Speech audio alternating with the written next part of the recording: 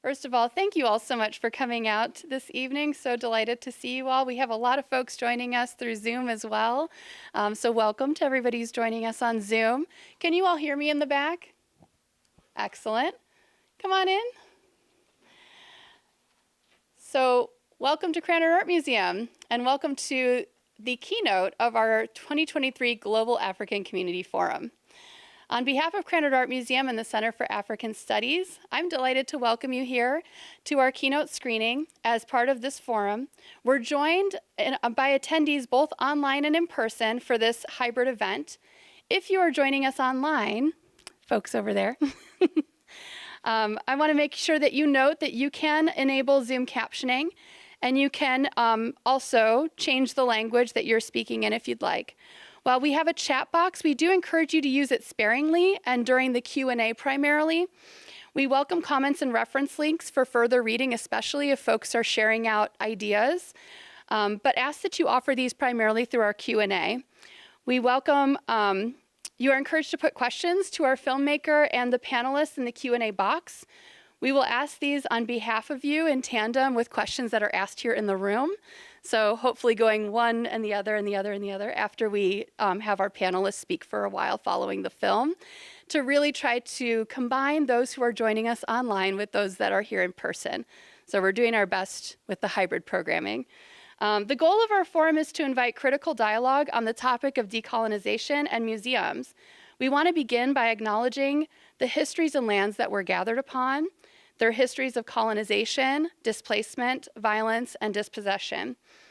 Land acknowledgements are just that, mere acknowledgements, a naming of the wound. The work of accountability, of healing, of justice neither begins nor ends with them. The conversations we have during this forum and beyond it are part of a larger project of disentangling truths from all else and working towards ways of being that are ever more liberatory, honest, and just. Krannert Art Museum, as part of the University of Illinois, stands on the lands of the Peoria, Kaskaskia, Piankashaw, Wea, Miami, Muscooten, Ottawa, Sauk, Meskwaki, Kickapoo, Potawatomi, Ojibwe, and Chickasaw nations. These lands were the traditional territory of the indigenous nations prior to their forced removal, and they continue to carry these stories and their struggles for survival and identity today. As part of a land-grant institution dedicated to promoting the critical power of art of its past and both present, Krannert Art Museum has a responsibility to acknowledge the peoples of these lands as well as the histories of dispossession that have allowed the growth of this university for the past 150 years. We also recognize the particular role images have played in this history. Using our collections, programming, and collaborative relationships, we seek to address and reflect these histories and the role the U of I continues to play in shaping them, and we hope this forum is a part of that. At this time, I'd like to introduce Senior Curator Allison Purpura to share a little bit about this year's forum. Please give her a round of applause.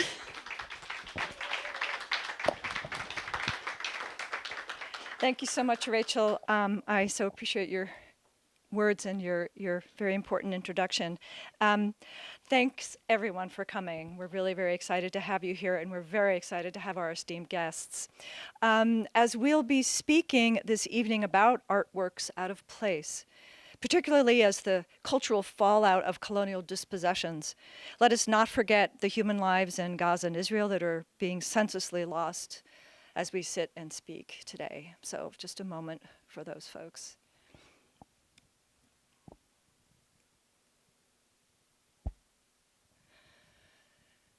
Over the years, in addition to Senior Curator, I'm Curator of Global African Art, and I've been here for about 12, 13 years, and I've had the pleasure over those years of organizing the Global African Community Forum in collaboration with the African Students Organization.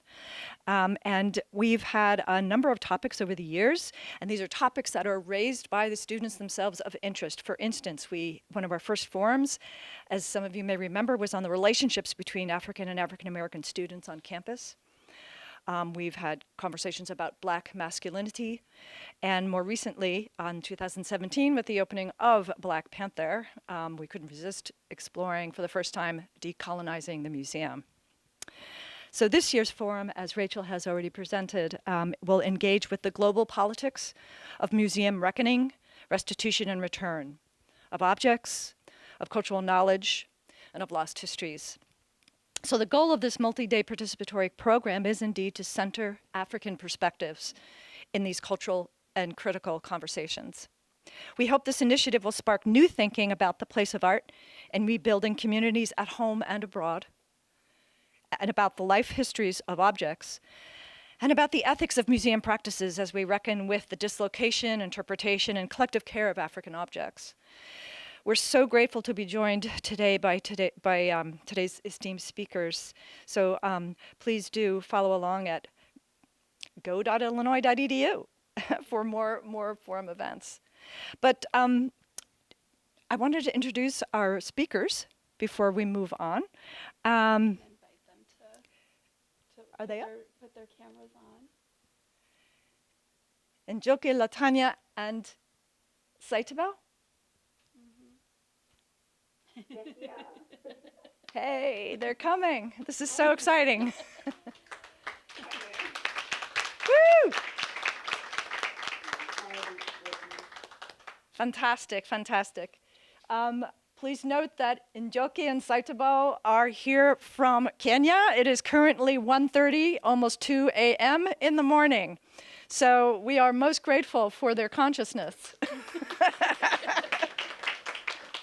think we will be more grateful than we are of listening. So I'm going to do some introductions, and then we'll move on to some co-sponsorships. So Dr. Njoki Ngumi, who is on your right, is a non-clinical general practitioner whose wider health knowledge and related expertise has been critical in the creative sector and connected arenas to enhance socioeconomic equity, equality, and advancement for all, especially youth, women, and marginalized people. Njoki's cross-sectoral work, networks, and organizing was core to the founding and setup of 3 institutions: the Nest Collective, a multidisciplinary arts collective in 2012, HIVA, Africa's first cultural and creative economy catalyst facility in 2013, and Strictly Silk, a festival club and multimedia entity focused on people marginalized by gender in 2018. And as a freelance consultant, she remains central to creative and cultural sector public engagements, including education, policy work, stakeholder support and engagement, network building, and general government dialogue. And I'm going to add, Njoki was also a key player in the Invisible Inventories program and the Invisible Inventories program at the National Museums of Kenya, which, if anyone heard the talk yesterday that we gave great shout outs to and raves for that incredible work that you and your colleagues did at the National Museums of Kenya. And so, to Njoki's left, we have Tanya S. Autry, cultural worker, educator, and co-producer of Museums Are Not Neutral. Let's see that t-shirt, Amy Powell.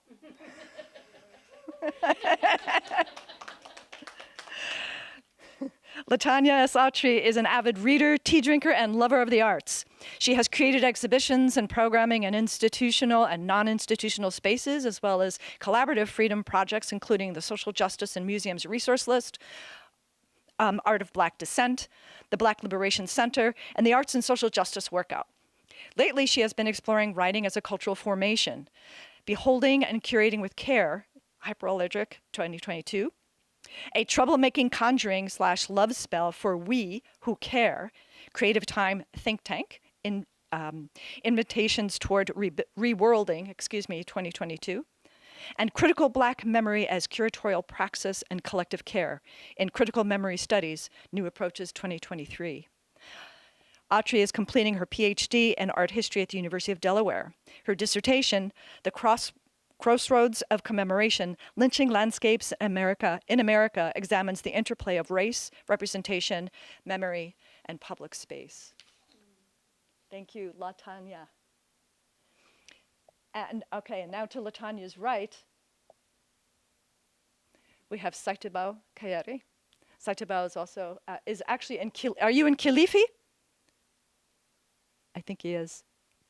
No, I'm actually in Nairobi at the moment. Oh, you're in Nairobi, okay. Everyone's moving around a lot. So Saitabao is actually the co-director of the film we're going to be seeing in just a few moments.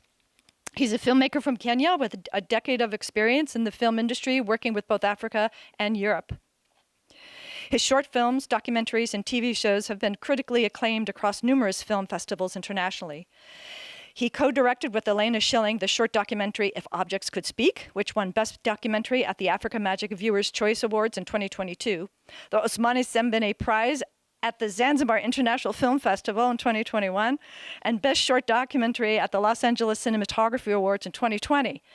Kaiyare is also the co-founder of Baruu Collective, a creative agency and production house that reimagines the African narrative using multimedia platforms that go beyond documentation to create a conducive environment for the sustainable audience and community participation in the conservation of cultural heritage. Thank you all.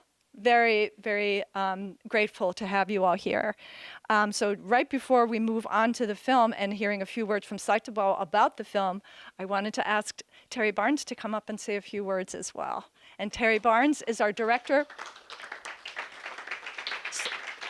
historian of South Africa, but also the director of the Center of African Studies, one of our collaborators. Thanks, Terry. Thank you, Allison. Thank you, Rachel. Hi, everyone. I'm Terry. I'm so pleased to see you all here and the folks on Zoom. I have the honor of telling you all the people around our campus and beyond who've been supporting this this forum today. In addition to the planning committee, that's been meeting for literally for months about this, which is myself, Fatu Job, Byron Juma, Toyosi Morgan, Julia Kelly, Joseph Obanubi, Allison Purpura, Rachel Storm, and Herman von Hesse. There are many people around our campus who have shown their support for this program, and I'd like to let you know who they are. There's the Center for African Studies, which I have the honor to direct through the U.S. Department of Education's Title VI NRC program, the Krannert Art Museum, where some of us are currently standing, the Krannert Center for the Performing Arts. This is a long list. A lot of people have helped us put this together, so I have to take a deep breath and get through all of these wonderful people who've helped us. The School of Art and Design, the Program in Art History, the Department of History, the Department of Anthropology, Women in Gender and Global Perspectives, our colleagues over at the Illinois Global Institute, the Office of Minority Student Affairs, the iSchool, the Bruce Nesbitt African American Cultural Center, the Department of Linguistics, and the Humanities Research Institute Supplemental Event Fund. In addition, in-kind sponsorship has generously been provided by Dixon Graphics. I think if you ask Allison nicely, there might be a T-shirt in your future. And this program has also been supported by the Illinois Arts Council Agency. So thank you all very much for being with us this evening, or this morning, depending. Okay.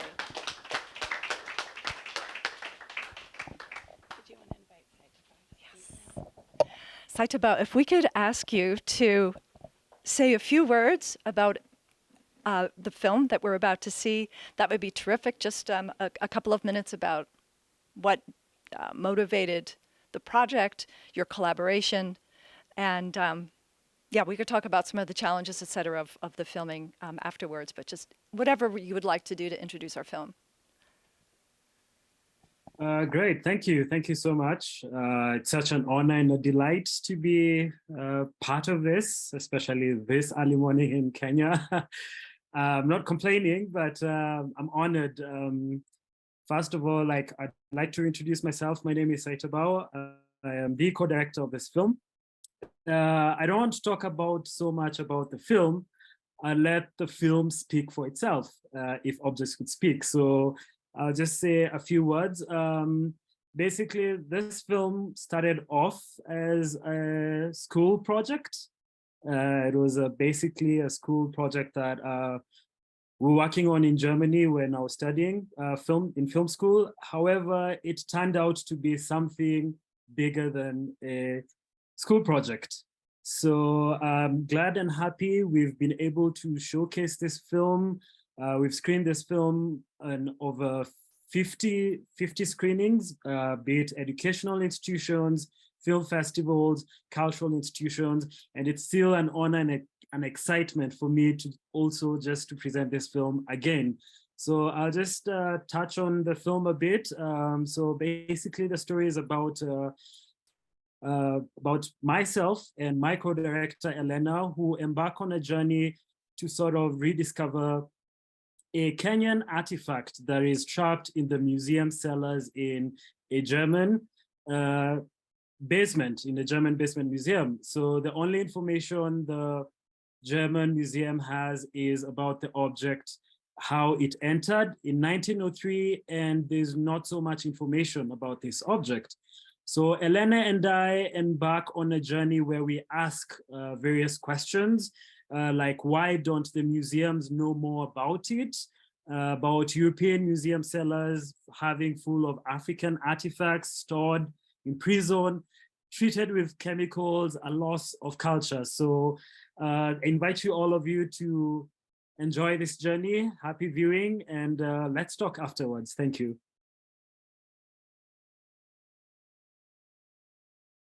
Thank you so much, Saitabao, for that incredible film. And we're very excited to hear from all of our guests their thoughts on how this work that we just saw, these questions, these provocative situations, how do they tie into your own practice, and how does your practice reflect on the various questions that are raised here about the returns, the reception of works, the loss of heritage, the sense that there is a belonging and yet there's an absence.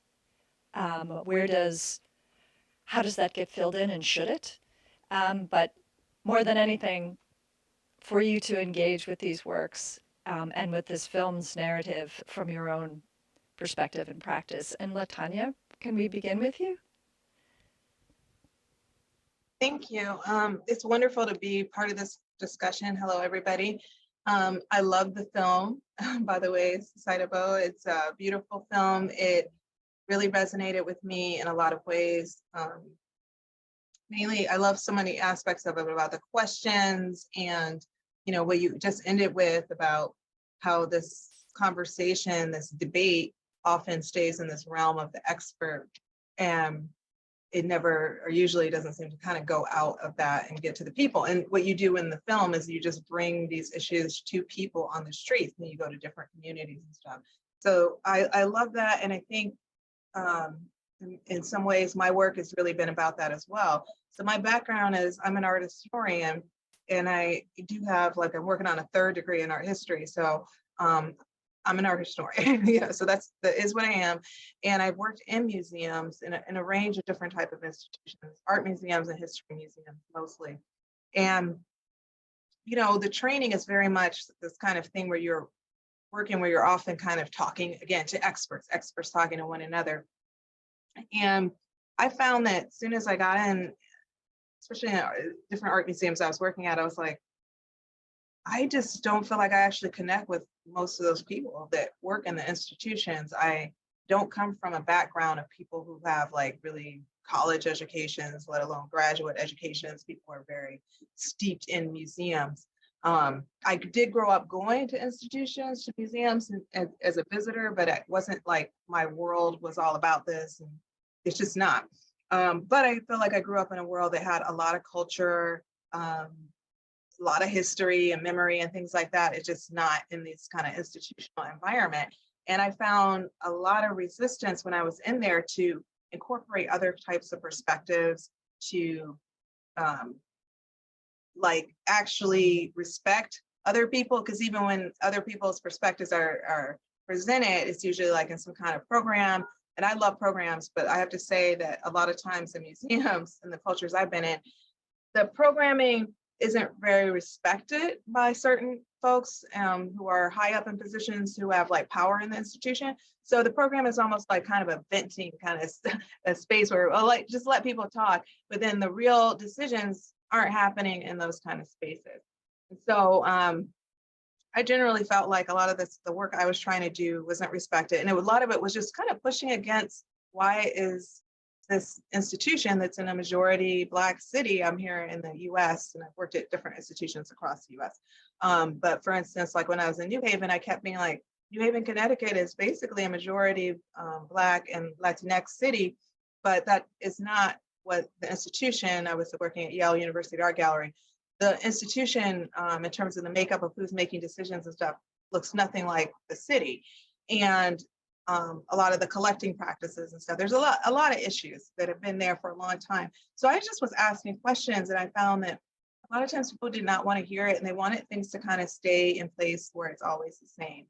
And anyway, I think what I learned and what I felt was important to do was to stop putting all my energy and I don't think I was doing it a lot, but I see this perspective a lot of times, is where you put most of your energy talking to people at the institution and hoping that they'll listen to you, hoping and with this belief is that you have to work at the top because that's how change happens at institutions. And like I said, one, I didn't think those people were going to listen because they weren't. And two, I didn't have any kind of real connection with those people and don't come from money. I just didn't feel like these people, this is not the conversation I was wanting to have. So where is the conversation I want to have? Who is asking questions as well? That's where I started to look for where are those kind of spaces. And that was just people out in the world. And it was other people who work in museums who are not necessarily, usually not people at the very top of the institutions, who are also frustrated by certain things, but also just folks that might come to the museum, people who don't come on purpose. A lot of people don't come to art museums because they see them as racist spaces, as colonialist, imperialist kind of spaces, as elitist, spaces that aren't for folks that don't have money. And I would say all of that is pretty much true. Having worked in these a lot of places, I wouldn't say it's every museum, but a lot of basically what they call mainstream, which I would say just institutions that have more money, that are heavily marketed types of institutions that are imperialist, colonialist institutions, they are what they are, and they're not interested in a lot of other folks and making decisions with them, for sure, definitely no. And there's definitely a fear of that, I would say, especially with curators, of, there's a fear of, well, I went to school for a long time to get this expertise, so why would I want somebody off the street just to have, well, one, just any say, let alone equal kind of equal, perspectives or the things that would be valued as equally as a curator. There's a lot of that kind of attitude, a real strong tension we could talk a lot more about. But anyway, so I just started kind of creating projects that would communicate with people more directly and not seeing it as like I would, try to go through the steps in the institution and see where that went. It usually didn't go too far in terms of making anything change. But the change would be just connecting with people. So Museums Are Not Neutral started like that. And it was really Mike Morawski and I were just kind of frustrated with how we kept hearing people in museums. He's also someone who has worked in museums for a long time as a museum educator. And just said, we were talking, we were like, why is this such a dominant perspective of people saying the museum is neutral? And it's like, it's just not, like it's never been neutral. The whole construct of a museum isn't neutral. So we created this initiative where we thought that it would only last for a little while. And it took off and it became kind of a global thing. And I love that someone in the audience has a shirt on. Thank you. I didn't wear mine today, but yeah, it took off because people around the world were frustrated. And it wasn't just in the States, it was around the world, and it created a conversation. And that's what I think connects with your film, Saitabao, is that there is this kind of discussion and that can happen. And I actually think the power is in the people, not in the institutional leaders. I think the power is in the people. So a variety of other types of initiatives I've created, like Art of Black Descent, social justice in museums, resource lists, all of these kind of projects really try to connect with people like on a direct level without having this kind of top-down approach. And so it's like what we can build together. I'm very interested in that kind of thing and not putting attention towards only thing that can happen would be with the director. Thanks, Latanya. That's actually a great segue into perhaps hearing from Njoki, who works very much in the grassroots and on the ground, and of course works on restitution. So may I invite you to have some comments as well to engage with the film. Thanks, and with Latanya's comments. Absolutely, yeah. I mean, I want to speak to what I really loved about what Latanya said before I kind of go into the film and my work. I love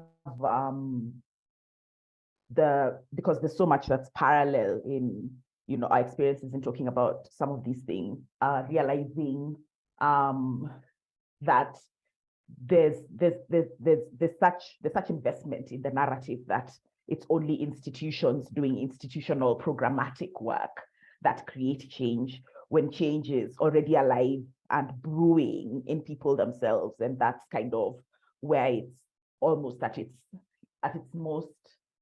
most needed and necessary. The rumor that museums are neutral is, it's wild that it's still persisting, right? Museums have never been neutral. They have always been about kind of showcasing imperial strength, majesty, creating a hierarchy.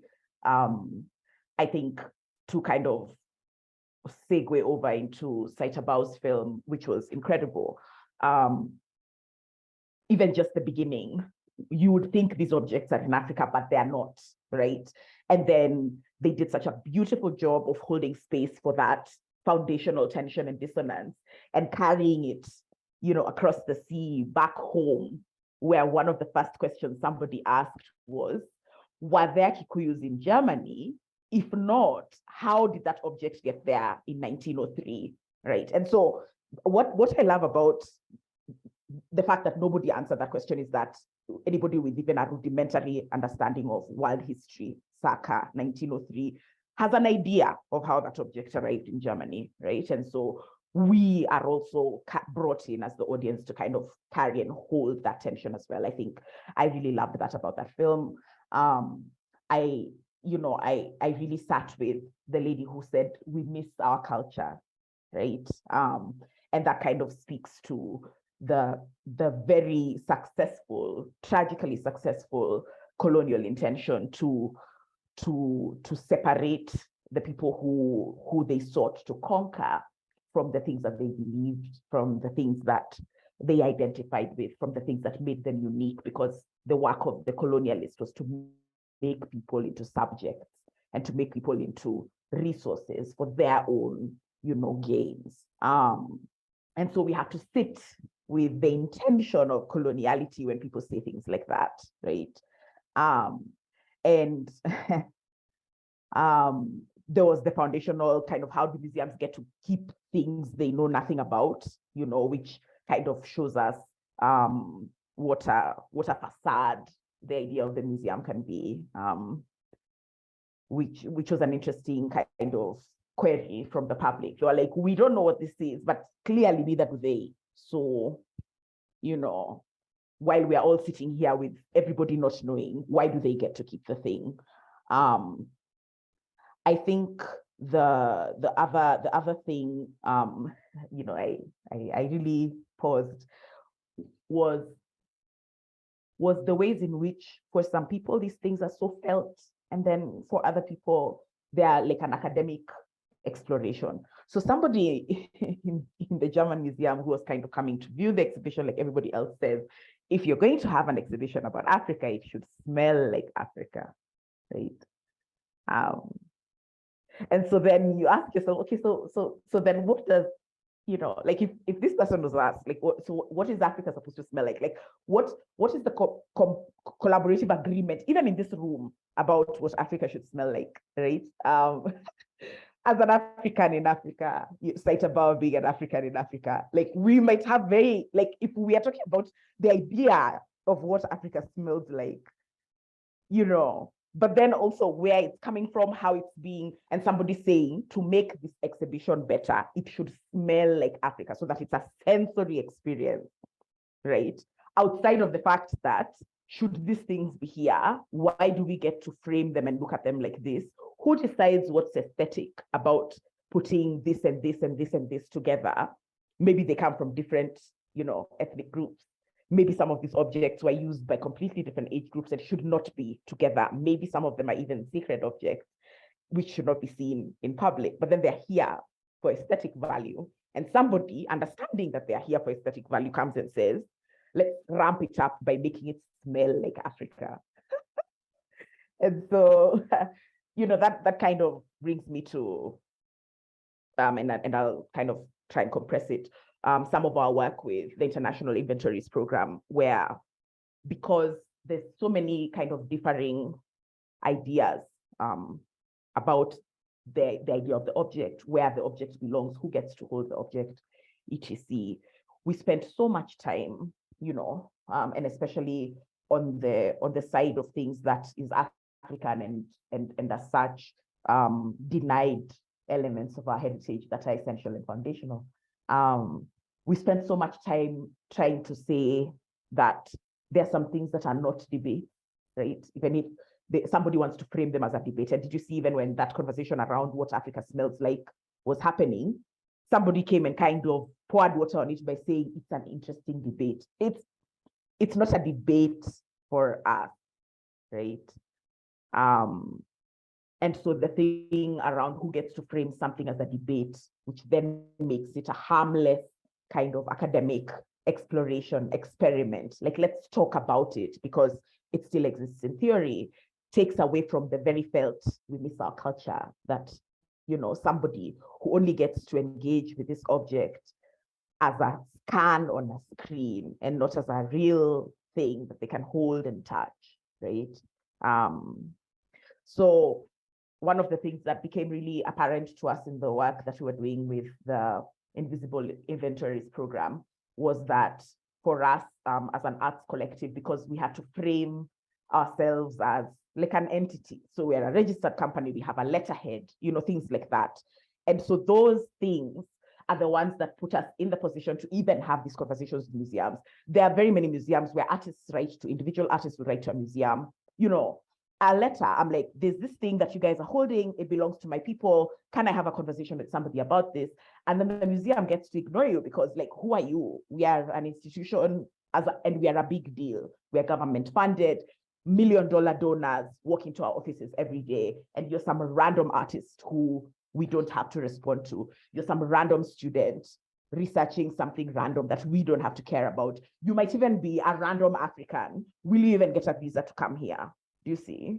So you really have to kind of understand how power works. And it was a thing that made us a little bit resentful that we could only sit down with museums because we came framed institutionally, right? And so on one hand, you can tell people that it's a strategy, go as a body, go as a group of people, go in and organize. But then that thing of you guys have to organize first so that an institution can hear you puts the onus of making yourself palatable to an institution on you, even when you're not the problem, right? And the things that you want are not a problem. The questions that you're asking are absolutely 1000% valid, right? But then you're the one who has to go and wear the clothes that an institution finds palatable in order to be able to sit down in that context, right? So already the Invisible Inventories program was a meeting of institutions. And for us, for museums to be able to sit down with us, listen to us, show us the human sides, because those are the other things that you discover about museums. Museums are run by people. So behind, all of the facade of whatever, there's like curators who themselves may have very, very progressive viewpoints, but cannot afford to make those viewpoints, public because it's going to be an issue. You might not get to keep your job, whatever. You might, in agreeing with this project, you might be making your own job irrelevant, all of those things, like very real human concerns, which kind of mirror the very real human concerns of the people of the people who are asking questions about these objects, really beautifully illustrated by, Saitabao's film, people saying we miss our culture, right? So people who have what one would call real life, tangible queries, inquiries, worries. Yeah. I think the other thing I'll say around the Invisible Inventories program, is that the work put us, in a sense, in a loop, I would call it, of a deep awareness of this kind of unresolving grief, right? About who Africans needed to become in the colonial project, so that the justification of taking away not just their object, because the object, then becomes a symbol and a hold all for multiple other things that are taken away, but life, land, and there was the conversation about the acknowledgement of land, not just being an acknowledgement, but a necessary and essential first step towards the needed justice for so many people whose things were taken away so many generations ago. And that struggle is mirrored, here on the continent, right? And continues to be mirrored on the continent with the increasing kind of gentrification of African spaces and the co-option of African spaces to be a water supply for the rest of the world, a tea supply for the rest of the world, a cocoa supply for the rest of the world, a raw materials supply for the rest of the world, while also actively gaslit into saying you're not, industrialized enough, while also the massive gatekeeping happening around any kind of industrialization, so that then we don't divert resources from flowing northward, right?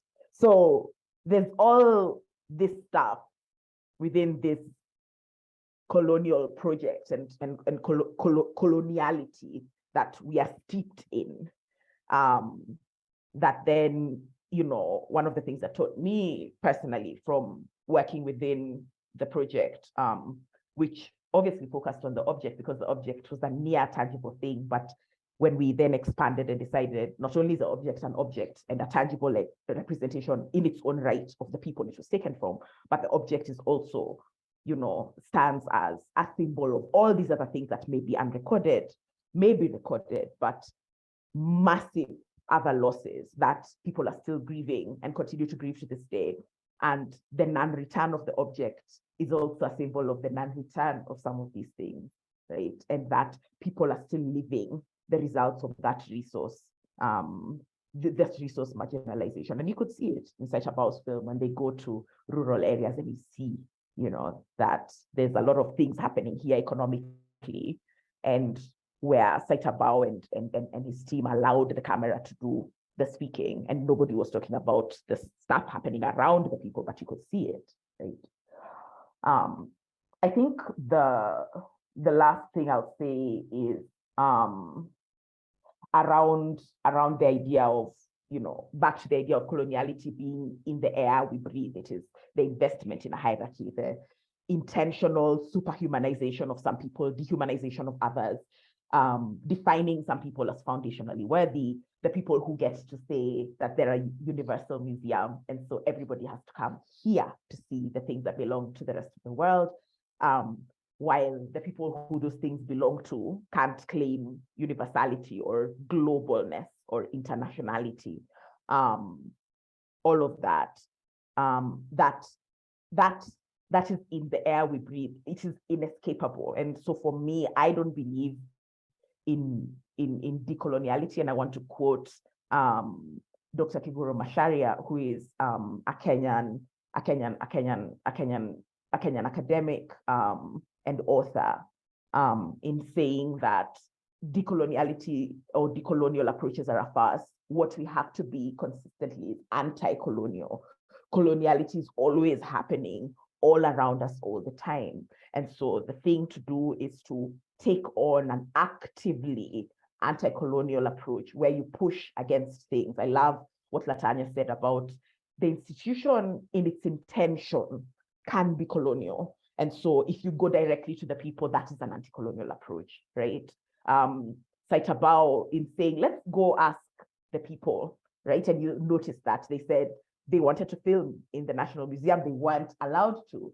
But then when they went into the streets, there was nothing stopping them from talking directly to the public in multiple different spaces. And so you immediately see power working to create barriers, create gates, create walls that people then have to scale. But then working directly with people doesn't necessarily do that sort of thing. And so I think if there's anything that, the IIP work taught me, and listening and learning from so many other people who are doing this work, is that anti-colonial approaches are essential to this conversation going anywhere. And that anti-colonial approaches foundationally are going to be uncomfortable. They're going to feel unkind to some people, but is coloniality a kind thing, right? And so why would we ask of anti-coloniality to be polite and to be respectful, right? Why would we ask for such a process to be comfortable? It's not going to be possible. And so I think it says a lot about us as human beings and about our intentions whenever we come into spaces like these, where power is under contention, where people are grieving, right? Where people are uncomfortable about coming from heritages that are defined by these violences, especially where you are on the side of people who took some of these things, right? And kind of having to sit with that. But the ability to be able to go beyond that, to do the work that needs to be done, is the work in and of itself. And that all of us have different ways and roles to play in the process of kind of anti-coloniality. And again, to just kind of echo both Saitabao's approach with the film, where some of the most beautiful conversations in that film were the ones where people were gathered in a group, and then the conversation was moving in this beautiful dynamic way between people, and Tanya also saying that like people in community, people in groups are the ones who are going to get things done. This is not work for one person. This is not work for one generation, in the same sense that coloniality was not achieved in one generation, right? And it is still with us. And so the process of undoing it is long work. And the only way to do long work is with others and one day at a time. Thank you so much, Njoki. Everybody, can you hear me in here? Wonderful. Saitabao, I want to invite you to respond to what you've heard so far and to speak more to your film. Yeah, so first of all, I'd like to say from what I've heard from my fellow panelists, I just want to tie in everything together. First of all, the museum institution itself was established as a colonial matrix, and sort of where the Western world was sort of taking some of the loot and the spoils of war, to take pride and joy in that. So as much as we're always talking about how to decolonize, institutions, something which is interesting, we also have to decolonize the mindsets, because, for instance, one of the museum visitors, the one who talks about the smell, interesting thing was, we screened this film at an academic institution in Tübingen, and the visitor is a professor in that university, and he was very present when we were screening the film, and he got to see himself, presenting the argument of, smell. At first, we were like, okay, probably he's gonna sue us because of, portraying him like someone who doesn't care, or, but it was interesting, even during the panel discussion, he was very open to talk about back then, because we filmed this in 2019, and then we did the screening in 2021. And he was brave enough to admit that he was wrong. And that was an example of,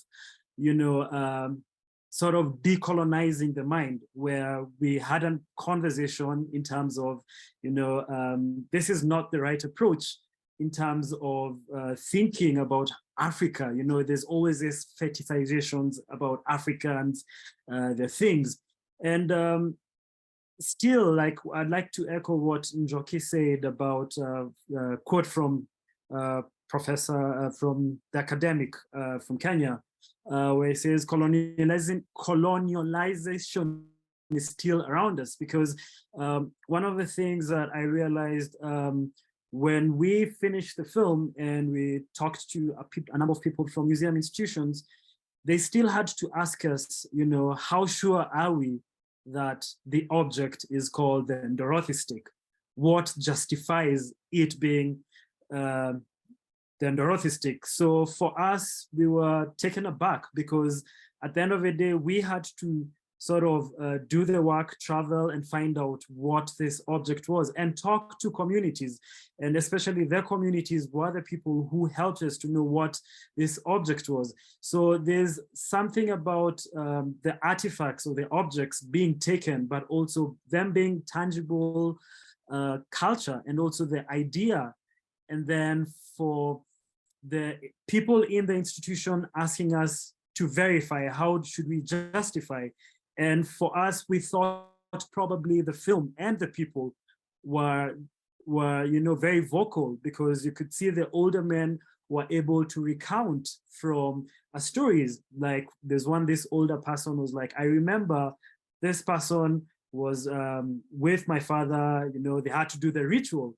So till today, you can still see that colonial element surrounding us and even questioning about the film and about our findings. And for us, it's also about the question, you've had this object for all these years and there's not so much provenience that has gone into finding what it is. And this is just, a third of the entire collection. Because I'll give an example. When we're in Germany, we were able to 3D scan 3 objects.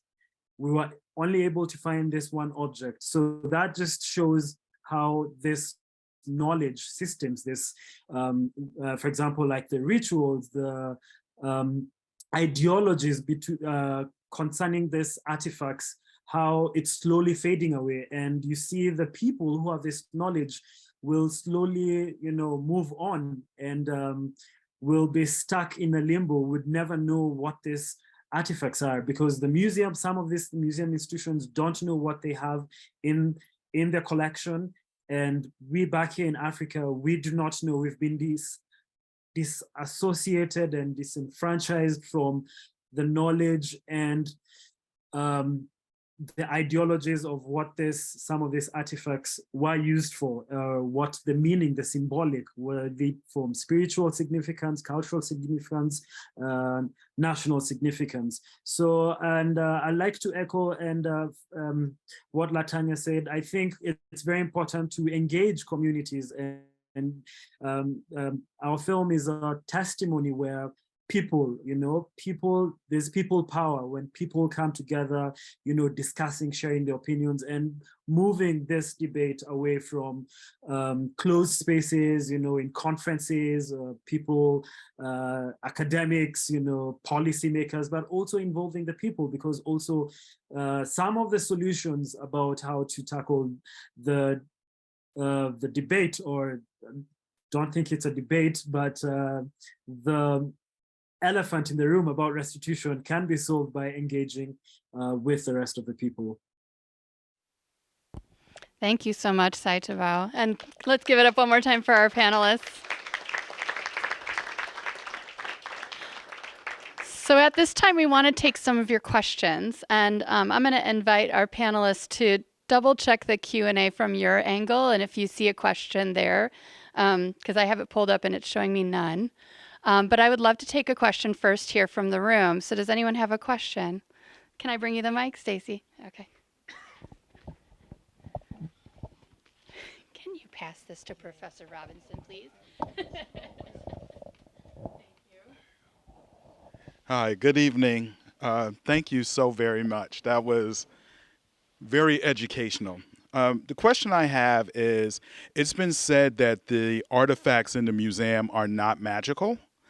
However, Germany has a very serious history with occult practices, as other European countries, that they still uphold. So if these artifacts, if these artifacts don't have value, anything that doesn't have value, you discard. However, I want to know what conversations were not on the film around the beliefs, around the power of these artifacts, and you know, in that, I want to know what conversations have come up, because they had to have come up, like the occult practices and the siphoning of magic. And I see some head nods, so please let's talk about that. Thank you very much.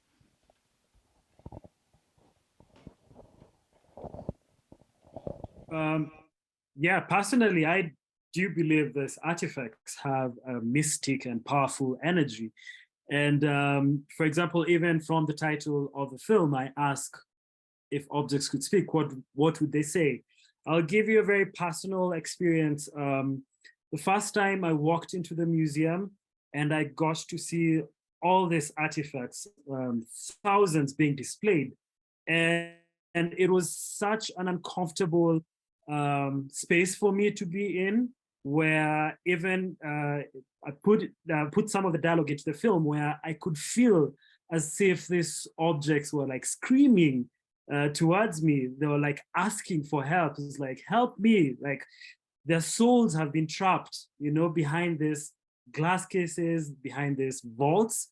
And it was such an uncomfortable space for me to be in. I couldn't take it. Honestly, I had to like rush out of the museum and I had to throw up. And I was asking myself, what if an African spiritual person was in that room? How would they react? You know, I am just a filmmaker. I am an African, I'm a filmmaker, but the power in these objects was so powerful. And you see some of these artifacts in real sense in African customs, in African traditions, in African rituals, they have significant power.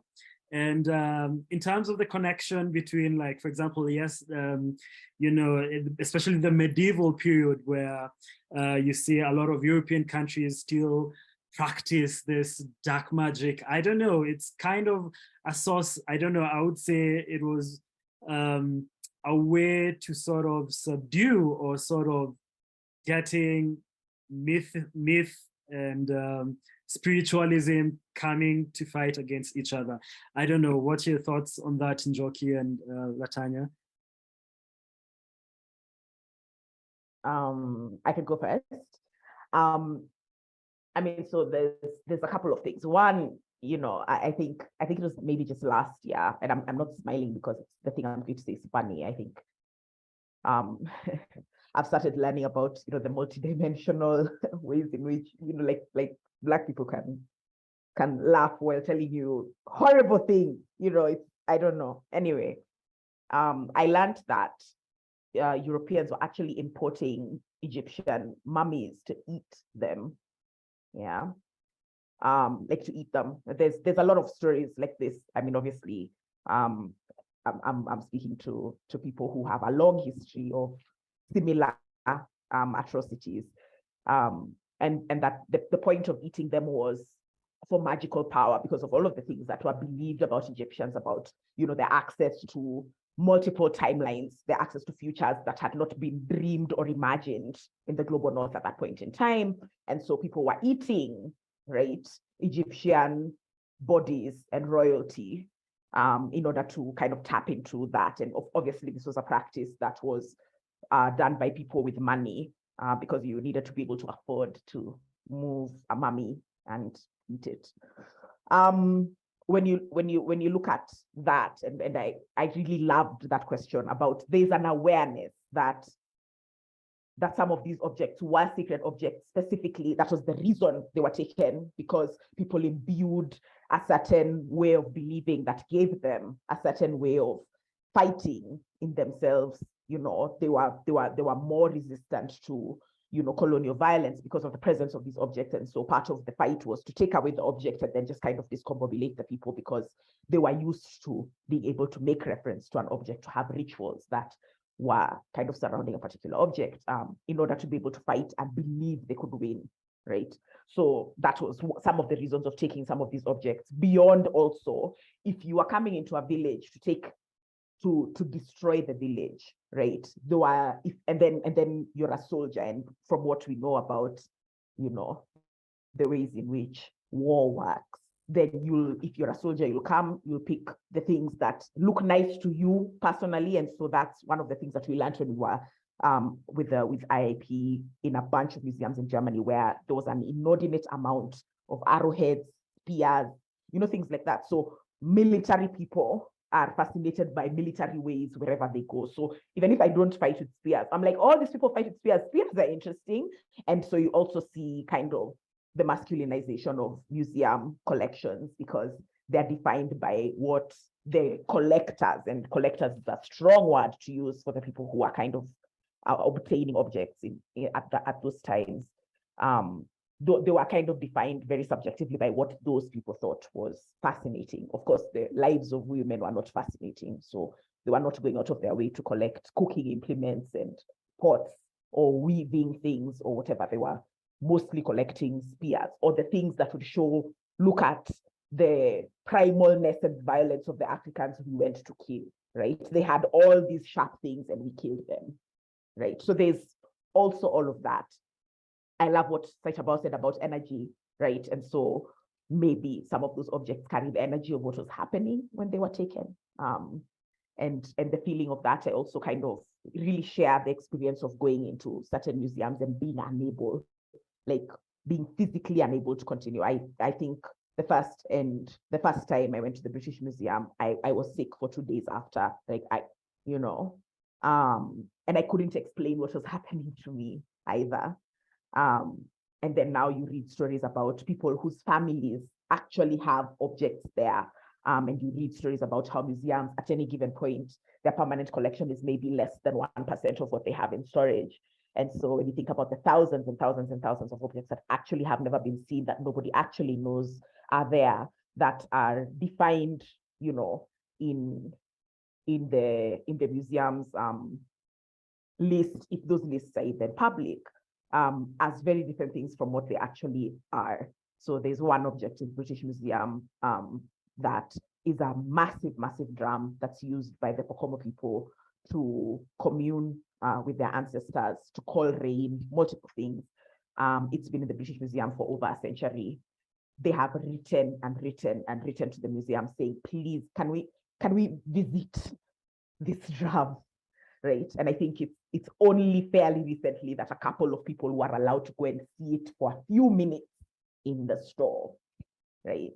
And so when you see the kind of hoops that people are jumping just to be able to go near an object that belongs to them. And so you're right. I just wanted to say that your question is right. Nobody would be holding on to these things if they were not valuable, whether they are valuable in the sense of the museum is able to claim resources by saying we're holding, valuable things. And so give us resources to insure them, give us resources to keep them safe, give us resources to preserve them, in quotes. That's one way of hoarding and protecting value. But definitely, I think there's very, very heavy multi-generational subtext around the idea that these things have power, and that if they go back to their people, those people will be able to harness that power against us, right?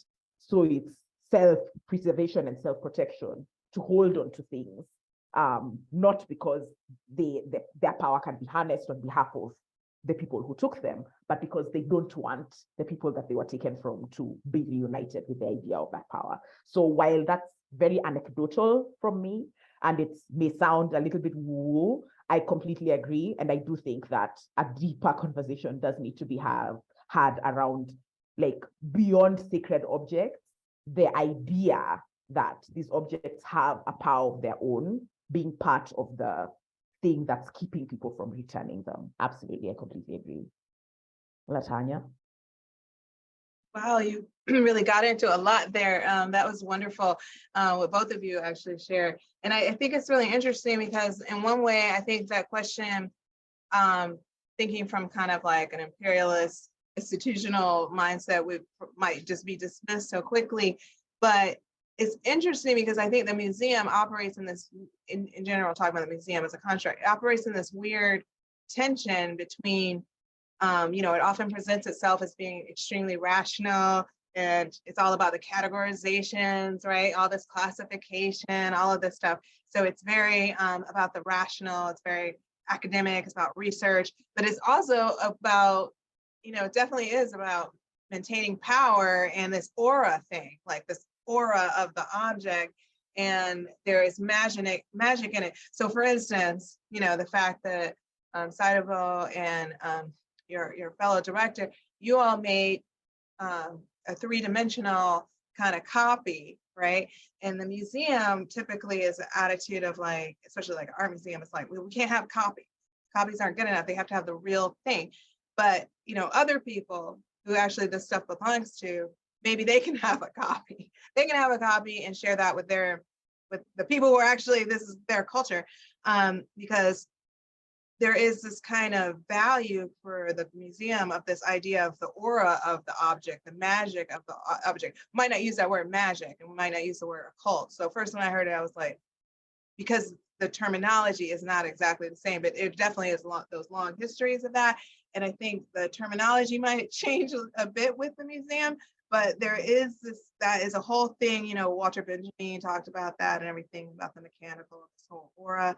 And it also made me think about thinking about the power in the object, the power of the object, and the importance of it. And I think this resonates with one of the people in the film, what was her name? Immaculate Juma, who was talking about this is the issue of culture and how this is tied to a people's identity. That made me think of, and then also Saitabao, you were talking about the importance of decolonizing the mind. And that, of course, I was thinking of Ngugi wa Thiong'o's book, Decolonizing the Mind. In the beginning of the book, he talks about a cultural bomb. And, basically it's this way to kind of destroy people's culture, their identity, because culture has what people know themselves, who they know themselves to be, their connections to one another. And so from the very beginning, he talks about how a cultural bomb just like destroys, takes away people's names, it takes away their knowledge of themselves and one another. And so I'm thinking that this idea of the cultural bomb, it kind of connects with this about the power in the object.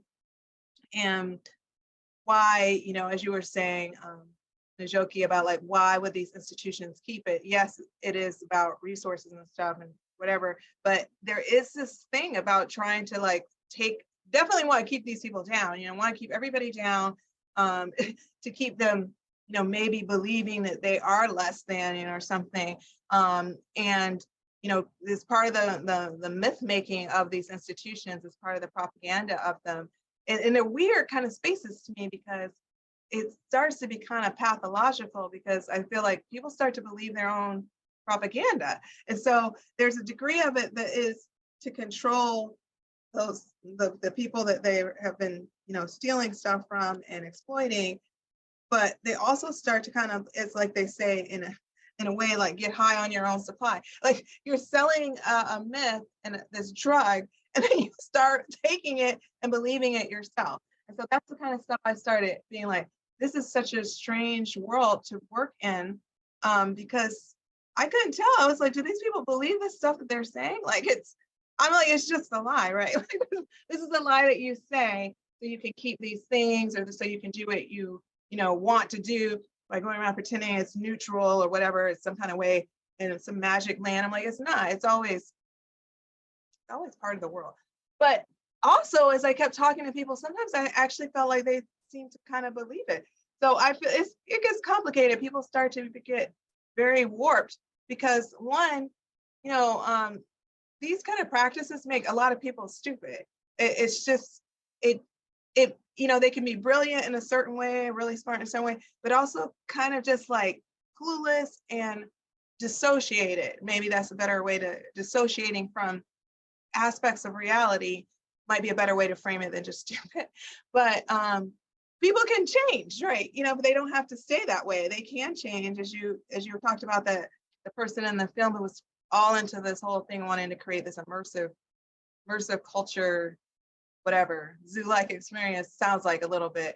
But fortunately, maybe has thought through some of that a little bit more in the years. So people can change, but I definitely think that there is this thing about, like the power of the object, and I do think that these things have a spirituality. And it's interesting because there's this idea that these other people, the people of the global majority, that those people are not rational. They're all about spirituality, and the Europeans and Euro-Americans are doing this kind of really important work that it has to have all this classification, has to be controlled in this certain kind of way. And also often are putting like tons of toxic disgusting chemicals on a lot of these objects that, you know, I've heard people say just like destroying, because it's people's ancestors. It's not just an object, and it's a different understanding of things, but it's like it's destroying what this is. And now no one can use it. It is killing their you know, relatives in a different kind of way. And then they hold on to it. And it is, so as much as they're kind of pretending, like I said, pretending it's all about this academic, whatever, super rational kind of classification experience, there is this aspect of the aura and spirituality and power. And I think a lot of that is to control other people, but I think it's also that they're feeding off of it too, like you were talking about, like literally eating people's bodies. There's always been this kind of consumption of the quote other. So I don't know, we could kind of keep going with that, but I guess there's other things to talk about too. I just wanted to Go ahead, quickly- Saitabao. I just wanted to, something just came up about the artifacts having that spiritual element. I just wanted to mention, even in the film, you get to see where when I talk to these women in the village, where some are afraid of the object, they're a bit alienated. They keep on saying, this object might take me to the ocean. Do you want to take me to the ocean? You know, this thing might harm me, might cause harm. So after that, I had to do a lot of research and just to understand where they're coming from. And part of my research during the colonial period, of course, the communities, African communities, were very in tune with their spiritualism, with their ancestors. They had a form of religion of their own. But when the colonial governments came into place, first of all, they had to introduce the religion of Christianity. And this spurred up until something which I came to read about, which was very interesting, that happened in Kenya. There was a law that was put in place by the colonial government. It was called the 1920s Witchcraft Act, where the colonial government had told the people basically to ban their artifacts. And if you're caught sort of practicing your religion, you're considered a pagan and you're criminalized for just practicing your religion from your ancestors. So some of these things, you see how they're constructed, and you can see the symbolism of how the artifacts have power, because when the law came to pass, a lot of artifacts were sort of banned by the government, and those which were not banned were shipped to Western museums.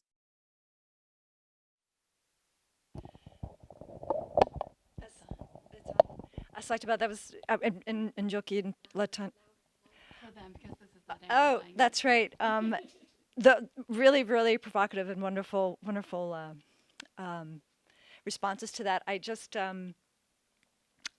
was thinking when Saitabao was speaking, and I report this without any judgment at all, but when we were doing a reinstallation of the African Gallery here at Krannert Art Museum, it must have been about 10 years ago, we created a focus group with a number of Congolese community members to come and discuss the themes that we were thinking about using for the installation.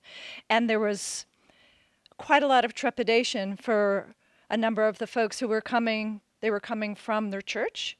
And the trepidation was that as Christians, we really, it's very difficult for us to relate to these works. We don't see these works as part of our heritage. And there was also, when I say trepidation, I really mean there was an unsettling relationship that I think some of the folks in our focus group had. So that is just to say, what you described is something that has been very much internalized and sort of continues. And it's it was a really, as a curator, a very important learning experience for me, because here we are listening to community members expecting a particular kind of response, like, my heritage, when in fact there was some very serious, concerns about those objects. So I was very, and partly because of exactly the conversation you were just having about the chargedness. Some folks were saying, well, a lot of these objects are basically kind of deactivated because there's no a clerical or religious specialist to activate them.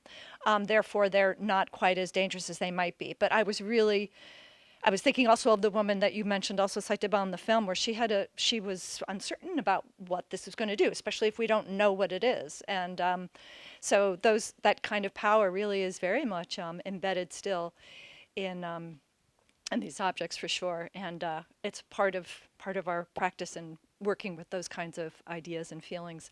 Did you have so thank you. Did you have a question from the? I do have a question from our online participants, but I also want to make space for you all to respond to that as well. So maybe we can consider them both together. But the question is, how many African artifacts are trapped in European museums? Do we estimate? In a very good place to answer that question. I mean, of course, the answer is we don't know. Also because African objects are not only in museums, they are held in multiple private institutions, homes, in-home galleries in the same ways that art, even like priceless works of art that have gone missing are being held. We remember that even some of the things that we consider, sorry, there's a couple of mosquitoes because they're on the equator. So if you hear me clapping, that's what's going on. Some of the things or the items that people are holding are actually like human remains. To this day, there's the remains of an African seer called Koitalel Arab Samoei, who was killed by the British, and his body was taken, and some of the things that he had have been given back, but then his body has still never been given back. And so people know it's in the UK, but nobody knows where, with whom, how it got there, who took it, all of those things. And so the denying him burial by his people is part of the warfare. And the fact that it's going on to 2023 tells you about the thing that I said about coloniality and colonial intentions remaining in the air, even after Kenya, quote unquote, celebrated independence, right? But we're still breathing in the success of the colonial enterprise. I do want to say that part of IIP was about just specifically just asking the question. We had a long debate about whether we were going to write a letter saying, give us our object, give them back. And we said, we're here as an institution talking to other institutions. And so we have to speak institution-ese, which means that you have to write politely, at least what the first letter is going to be. So our first letter was, hi, do you have any objects that come from the jurisdiction that is currently called Kenya? Just that, it's the finding out, And so a bunch of people obviously didn't answer the question, which also again tells you that some people have these things they just don't have to say. I think a lot of public institutions or institutions with a public mandate have to have public databases so that people can go and find things. And then the public databases have certain definitions, right? The Pokomo drum, for instance, in the British Museum database is just called drum among several other drums. And so unless you know what you're looking for, that you're looking for a Pokomo drum and what drum it is and what it's supposed to have done, then if you go searching for drum, you're going to find any number of drums, which again speaks to the idea of this, valorized European rationality and hyper accuracy in classifying objects. They don't even classify those objects well. Like some objects are misattributed to ethnic group. They even misattributed as far as what they are used for. Somebody would look at a thing and say, oh, this is a weapon. And you find it's not. It really was not. Or this is a mask that was intended to communicate X and Y and Z. Or it's not, right? And so it goes to speaking to these rumors that they like to spread about who Africans are and why and continue to be. But then if a museum is a public institution, then it is much more it's much more expected that its databases are going to be public. If it's a private museum, so it's owned by a university or it's owned by a community or a town or whatever, then they may not necessarily put out their things in public. It will depend on what the values of that institution are. A lot of people, especially again, because this conversation is becoming a lot more public, Some people have kind of gone into hiding in the same way that some people said, okay, let's write this and see.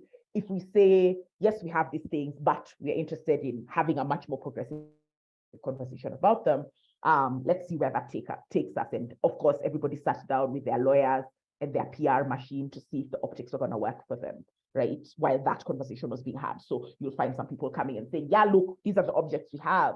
And then they invite artists and sociologists and anthropologists and who to come and have quote unquote conversation with the objects and kind of have, tell new stories about these objects again from an African perspective, even though they're not necessarily being held in an African place, while everybody's trying to figure out, are we able to let go of these objects? Where would they go? etc.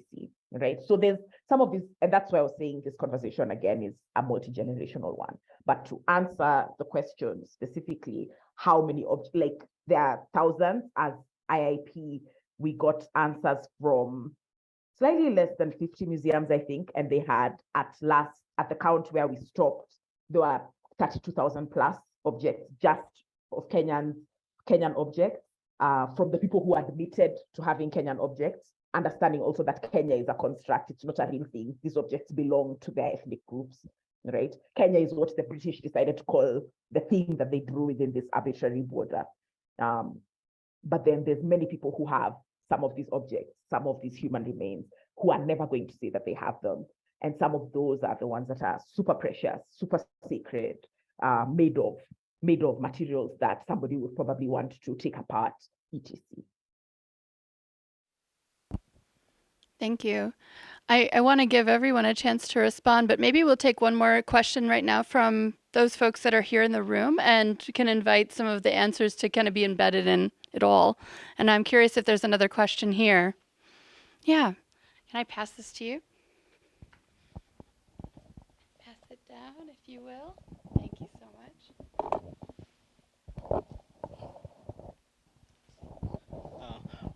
Thank you for your film and everything. I, I have a little bit of a background with just Restitution because I've worked with an organization called India Pride Project. Maybe you guys have heard of it. It basically just very similarly it targets objects of religious significance around the world in museums and brings them back to India, and they've been doing that for the last 10 or 15 years.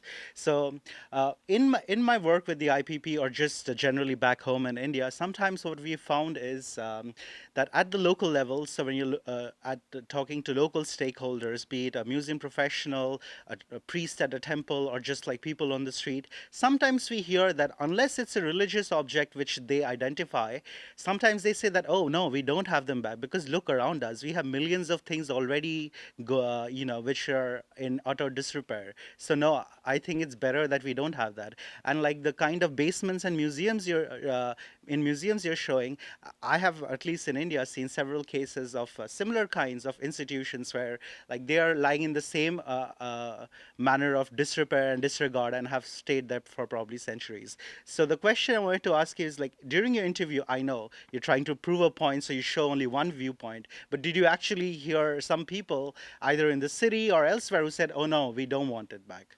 And the second question, I guess, is just to everyone, very quickly I'll say, is I've had some experience with these large encyclopedic institutions you're talking about.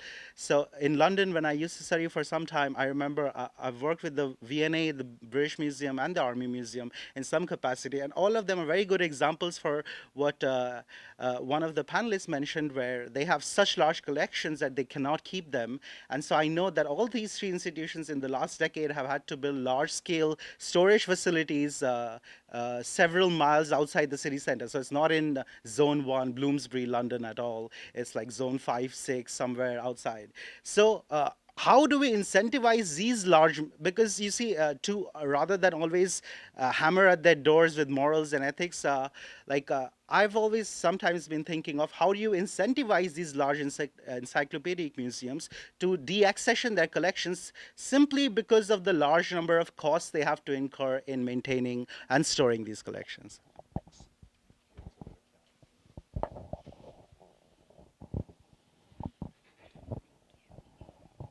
During our journey and talking to people, interesting, when we're doing the film, we talked to almost 300 people. You get to see maybe around 20 or 15. But interesting thing, around the 300 people, no one had the opinion of they should stay, which was very fascinating. And I know it sounds like rocket science, but mostly the main question was like, do they cause harm? Okay, if they don't cause harm, we're good. If they cause harm, maybe they can be secluded somewhere else. But no one really said, okay, we don't want them back, let them stay there, which is very interesting. But later on, when we're screening, that's when we got opinions from people saying maybe they should stay there because they probably in the museum institutions are taking good care of them. We got more of those opinions during various screenings and various discussions with other people, but during the actual work, we didn't. In terms of, I would say in terms of incentivizing institutions to, cut off the cost, that's really hard because at the end of it, I'm not quite sure because from my experience, especially working with the Linden Museum, in the very beginning of the film, we were these two naive filmmakers who thought they could go to the museum, ask the museum to give them an object, and then come back to Kenya and then show it to the people. However, we were told that, all the objects in that museum are under the federal government of the state of Baden-Württemberg. Baden-Württemberg is a province where the museum is located. So in terms of even movement of the object, it's very tricky because it has to be made from a policy, maybe the governor, the mayor or something, but all the objects are documented under the federal government.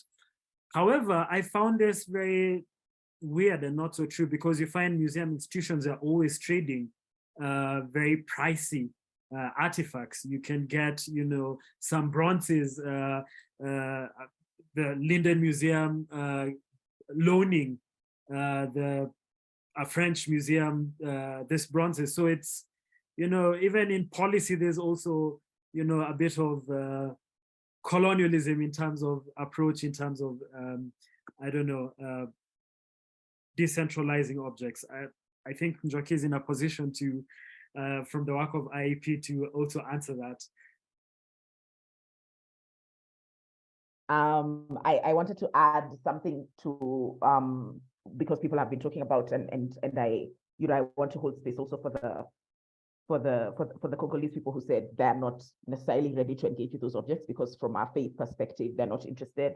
I do want to add that part of the colonial project, while we're talking about incentives, even though I don't know if you have a gun, I don't think you're incentivizing people to obey you by owning a gun. Do you know what I mean?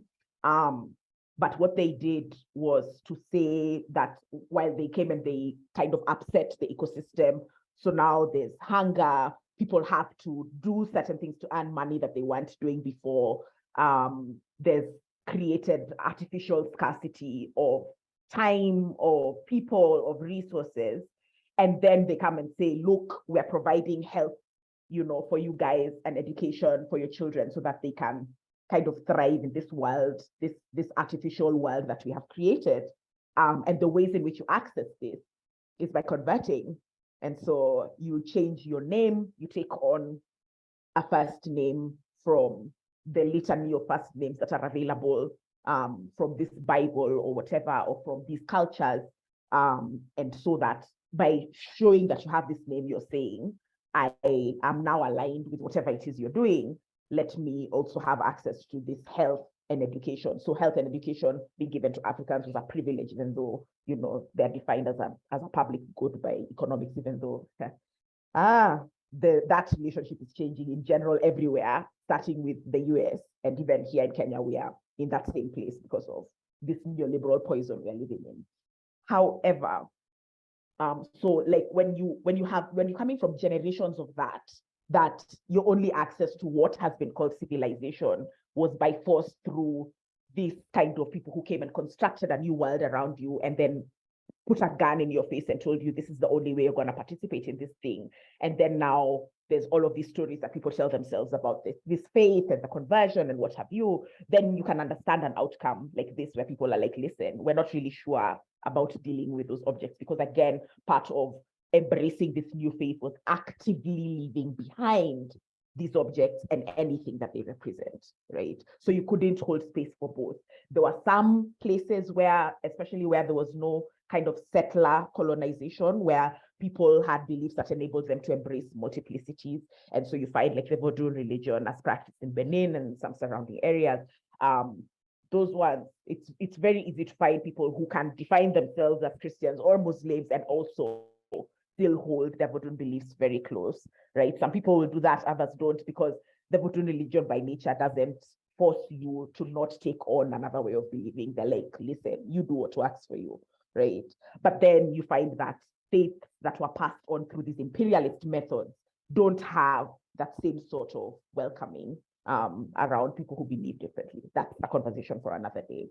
I do want to say around the idea of incentivizing institutions to deaccession their collections. And I really laughed when you were talking about things being moved to zone 5 and 6, because I mean, it shows that they really don't have capacity.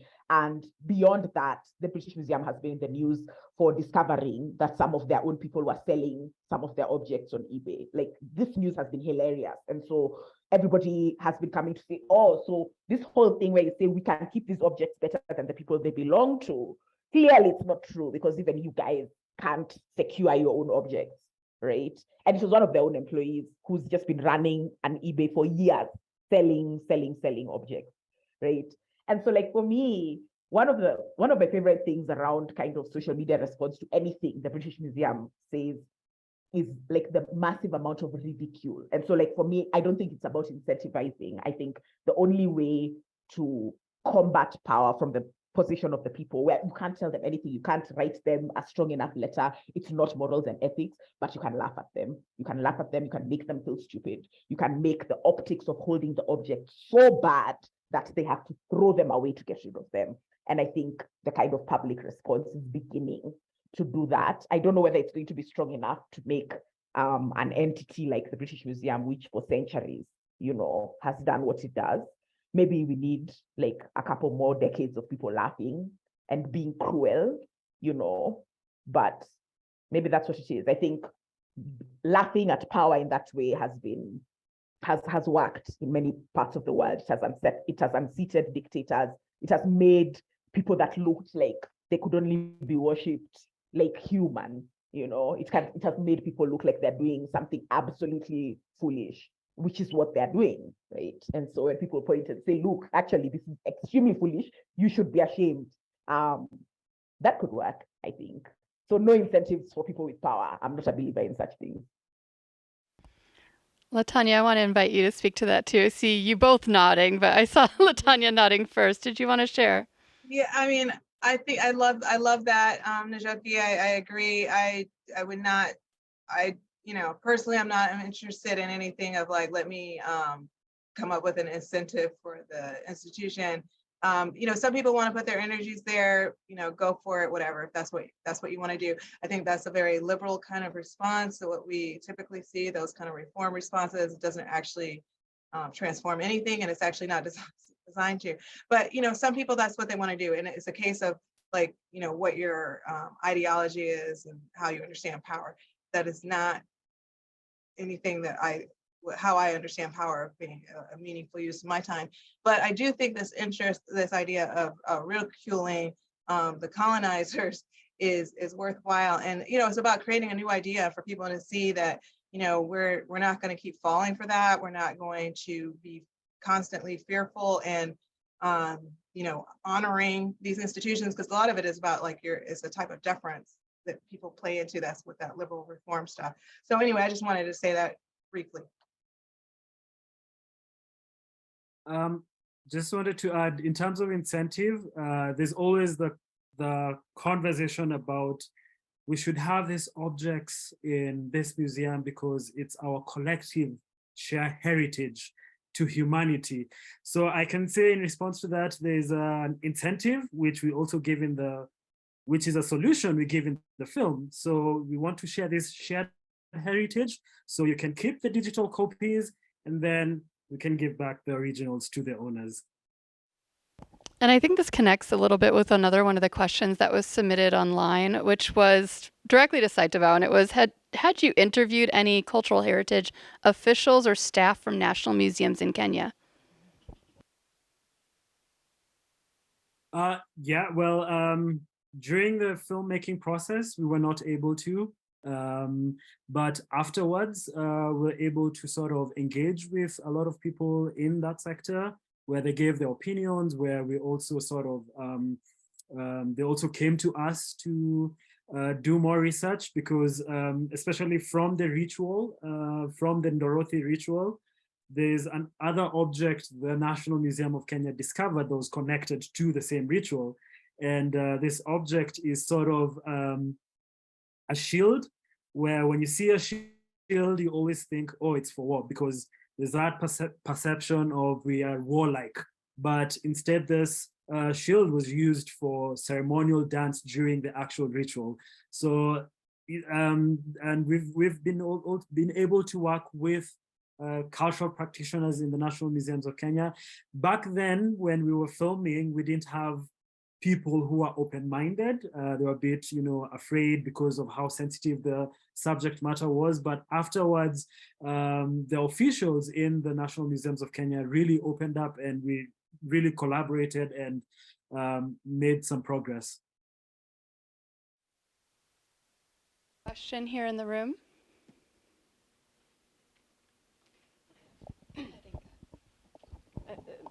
Hi, thank you for the film. This is kind of a question, but it's really kind of thoughts as well. So I'm thinking about the museum itself as a colonial institution, right? And what would the museum look like, the idea of the museum transposed in an indigenous context? So in other words, if we collect all of these materials, we get these materials back from Western institutions, we've already said that, or it's been implied anyway, at least I think so anyway, these objects sitting in a museum behind glass and people coming to look at that in and of itself is not how these objects would be cared for in, let's say, an indigenous situation. So if you go to Ouida in Benin and you go to the Temple of the Python, right, you're going to find the python there. Everybody's interacting as if, because objects, art in indigenous African paradigms, it's not about art for art's sake, but about functionality. And so if some of these objects in Western museums were returned to the various cultures and countries, would it not make more sense for, I'm going to say we Africans, to create an indigenous idea of the museum, so that the pieces coming back would go into their rightful setting, right? Because people are saying they are afraid, not because they're afraid, because they know that they personally don't have no business with this thing, that this thing is for that person and this situation and that situation. And so if those objects could be returned and put in their rightful place, and then even possibly redesignated for their proper purpose, then we have something that is African, that takes care of this, and that is, maybe some things, the power has, there has not been any work done towards that thing. Maybe the power has been gone. Maybe there's some things you want to leave in Europe or whatever. But the idea is we have to look at these objects differently from the way that Europeans look at them. That's kind of what I want to say. So we are nearly out of time, but I want to invite you to respond to that. Am I on? Yes. And I want to also invite you to think, I think the last question opened up also an opportunity to talk about what you've observed has changed. I mean, Saitabao, you said you made this film in 2018, and what has changed in that time? I'm really curious to invite you all to consider that, and alongside Inka's question of, what does it look like? What is the future of museums, and or what is the future of these objects if they're placed in their rightful place, as you say? I can go first. I loved everything about that comment. I think you're very much on the money. I think firstly that, the Western frame was about kind of separating different elements of life and designating them different, functions in different spaces. So the idea of art as a thing that has been separated because its purpose is to be beautiful, as opposed to a thing that we live with and do things with that also happens to be beautiful as part of its characteristics, right? So you have all these things that are supposed to be about function, and then art is separate, which is wild when, it doesn't have to be that way, or that's not the only way of doing things.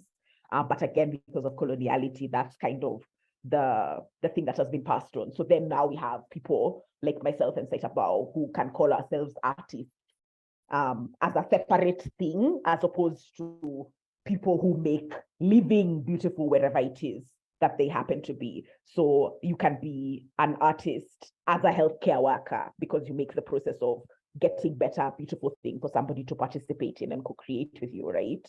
But then that seems poetic and weird in today's context and the ways we understand healthcare, right?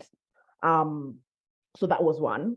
I think also there's two more things I want to say about the museum. The first is that the museum as a repository of knowledge is another way of separating knowledge from people, the same with the academy, right? As separating knowledge from people. When again, and you're very right when you say that the ways in which indigenous people lived, knowledge was always passing in life.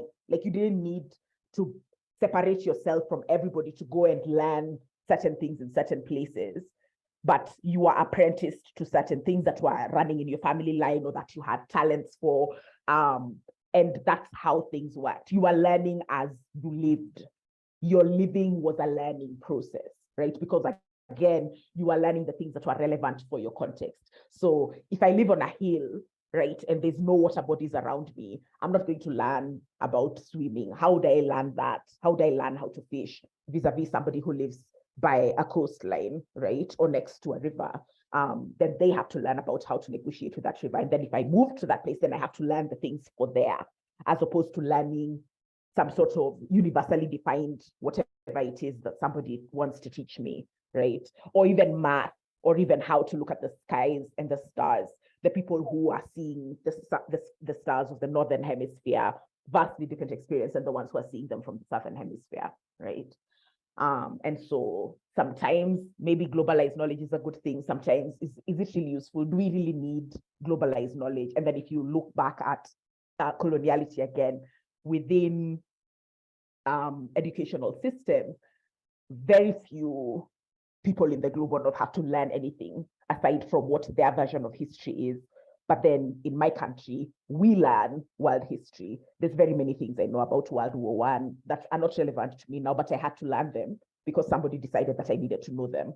And so there are things I might know about British history that even British people don't know, right? Because again, part of the whole thing was masking them from how they got to be quote unquote Great Britain. A title like Great Britain is not something that you call yourself because you did good things, like it's not, that's not how it works. That's not how statecraft works, right? So like this thing around how do we then create these spaces where people can just go to learn and inhabit who they are, go and be held in coming into these new knowledges, I think meets a really interesting conversation going on, which is people discovering that, especially post-COVID, outside of home and work, that spaces are disappearing, right? That spaces that you don't have to pay to be in. You have to pay when you enter into a cafe. You have to pay when you enter into, and so museums, I think, are in a really interesting place to be able to become much more multi-purpose, much more multi-intentional, beyond this kind of object hoarding and super subjective storytelling around some of these objects. There are really places that people can gather and play with knowledge in ways that are not possible for school, when you're kind of having to be tested and pass exams. When you're just interested in living and living better and having higher quality of life, right? Which is ideally what art is supposed to do anyway. So I think that is super interesting around the museum finding new relevance and finding better social equity propositions in situating itself as an accessible third space that makes knowledge interesting and something for people to want to gain, and for it makes it easier for people to be functional communities. I hope that makes sense. Tanya or Saitabao, do either of you want to respond to that as well? I'll share a little bit. Yes, definitely. The often art that many people made was not made to be on display. We actually should probably be studying what this whole culture of display and that culture of hoarding, what that even means. And I mean, it's been shaped so much, through that kind of imperialist, colonialist, white supremacist kind of perspectives. And in some ways, when I earlier, like years ago, 10, 12 years ago, I was very interested in how, if possible, these so-called mainstream institutions could become forum spaces. But over the years, I've left that. And I've left that interest in that and belief. And I'm more interested in just like spaces that already exist that are doing important work. And there's so many, they just often aren't funded anywhere near like these certain kind of spaces. And often don't call themselves museums. Sometimes they do. And that's a whole conversation about why they choose to, sometimes because of the certain kind of prestige attached to these violent, imperialist, racist institutions, but which is weird and warped, but anyway, it's a whole thing. But in some ways, I'm just like interested in what's next. I don't even care about museums. I mean, I do and I don't. I feel really conflicted about it in some ways, because in some ways I feel like if the people got together, hello, we could rise up and we could take these things and we could make it be, what we want it to be. But on the other side of just like so many issues and problems going on, I don't even know if the museums are that important compared to so many other things. And I am so sick of wasting time trying to fight with violent institutions like that, trying to make them be something else when I already know these other things exist. And so in some ways I'm like, could we just stop talking about museums? As much as I'm a person who writes about museums and has a t-shirt saying museums are not neutral, which they aren't, but I just want to do the other thing at this point. So I don't think we need to even talk about like, what's the next museum? Like, just like, let that die, let that dinosaur die. That's an imperialist project and it could just go die. And what else is out there? So I'll say that sounded really negative, but also full of deep imagination. Saitabao, did you want to respond as well? Yeah, I would like just to say in terms of how we see or rethink about what a museum should look like. I mean, I agree it has to be very functional, because like these artifacts had functionality, people, sometimes when you go to a museum, you just see it behind the glass, sometimes you just want to touch it, and sometimes the museum's like, oh, no, don't touch it, you'll destroy it, kind of cynical if you think about it. You make it so precious, yet it's supposed to be, especially African artifact, it's supposed to be functional, because we, especially Africans, it's always responsive to touch, smell, that oneness, that Ubuntu in terms of artifacts. So I feel when objects are repatriated, I feel they should be accessible to people. Because another interesting thing I realized, I screened the film to a high school, very very young students around the age of 12 to 15, and I wasn't sure how they would take the film, but I was very surprised because even from them, they were suggesting we would like to also touch those artifacts. We might get inspiration, to also create something. It was very striking to me that if objects are to return, they want to participate or partake in how they were used, sort of, and also they recreate their imagination, I would say. And I would like just to say, like, for instance, even up to now, which is sad, there are objects which are still being traded. There's also a very economic value in terms of artifacts. Till today, I can give an example of totems which are still being traded, mostly in the US. They're called Vigango totems from the Mijikenda. They're still being traded, and these are symbolic or spiritual importance to the Mijikenda community because these are their ancestors. Once a grandfather dies, they're carved into this totem, but they're still being traded in the art world, and the price goes up to between 15,000 to 30,000 USD. So it's also striking, as much as we're talking about the previous looting, there's still looting going on. Yeah, that's just in a nutshell I wanted to say. We are unfortunately out of time this evening. I just want to thank you all so much for your time, your expertise, the wisdom you brought to this room and online this evening. Let's give them a round of applause.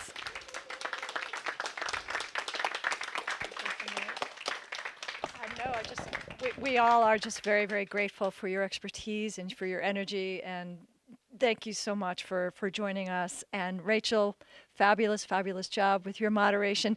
Rachel, did you even introduce yourself in the beginning? No, Rachel is the Assistant Director of Engagement and Community Engagement and Learning at the museum, and we are so grateful for Rachel's work, and thank you so much for your moderation. And Terry, absolutely, Terry Barnes. You all were fabulous. I don't even know what time of morning it is in Kenya, but you're so kind to stay up and share all of this energy with us. It's been wonderful. I was in charge of thanking people, and there were two other sets of people I wanted to thank. One, I'm not sure she's still here, but our colleague from the Spurlock Museum here on our campus gave us a lot of energy and support for this program. So I'm not sure that Monica, are you still here? Monica left, but thank you. But thank you, Monica. Thank you, Monica. And I also wanted to thank our colleagues from CITL who've put together all of this amazing technology for us. Thank you so much. You've helped with the volume. And is it Andrew? Yes. Thank you, Andrew. And thank you, all your colleagues, for staying up with us tonight. Finally a yawn. So before we say good evening, we do want to also remind you of a few other things that are going on as part of the Global African Community Forum. This is our kickoff, our plenary, but we do actually have an event tomorrow, and I want to invite Herman to talk to you a little bit about that now.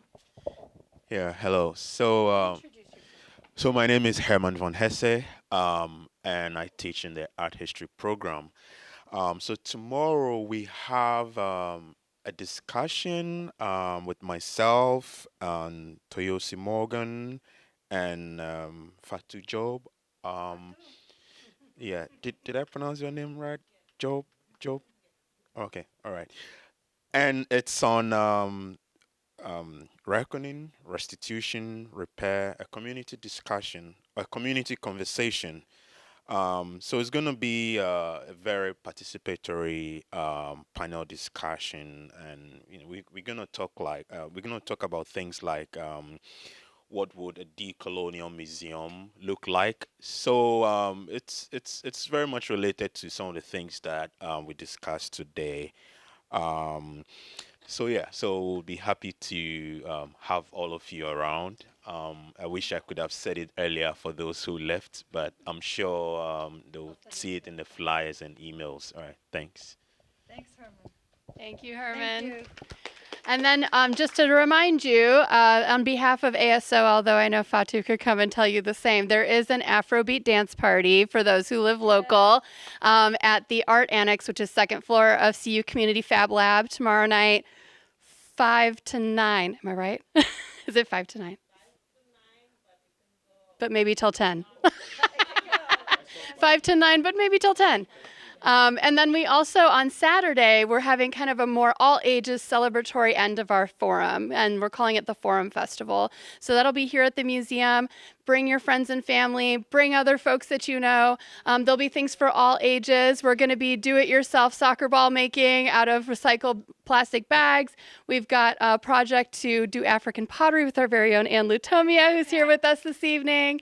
And you know, so many other things will be going on, but live music from Jean-René Balikita and Bomoyi, and the Noma Drumming Ensemble will be here. So a full slate of things, plus the first 60 people get a free meal from Stango, our lovely Zambian restaurant in town. So please come out and participate in that, and free t-shirts too. Joseph Openerby's beautiful, beautiful logo. Yeah, absolutely. It's going to be a collector's item. Thank you, Joseph. He is here. He's in the... I just spotted you. But yeah, so delighted to have all of your support and for you to continue to come out and participate in things. Everyone joining us online, thank you. Thank you for participating this evening. Thank you to our panelists. It's really rich to be able to have all three of you gathered together on a panel. We didn't know whether you had ever talked, the three of you together before, but just amazing activism, really important and critical work, and it's just really exciting to have your voices together in one space. So thank you so much. Yeah. Yeah, I think I wanted to reiterate one of the things that Rachel just said about bringing you together. When we were first thinking about this forum back in May, we thought, what a really wonderful thing to bring together Njoki, Tanya, and Saitabao, because you know this is the relationship building we're talking about. This is, I'm kind of to go to Inka's question a little bit and to some of your comments. I mean, museum practice has to move from collecting, from building collections to building relationships. And, you know, these kinds of projects don't have to, exhibitions, yes, they can be great, but that is no longer, that should really no longer be the end point and the definition of what cultural exchange is really about and productions of knowledge. So this is what we're hoping to do more of, and it's the relationship building and bringing y'all into conversation. And you can all have your own conversations too. I mean, the whole idea is to introduce. So we're very, very just so, again, grateful and so happy that you all know each other now. Excellent. All right. Well, thank you all again so much.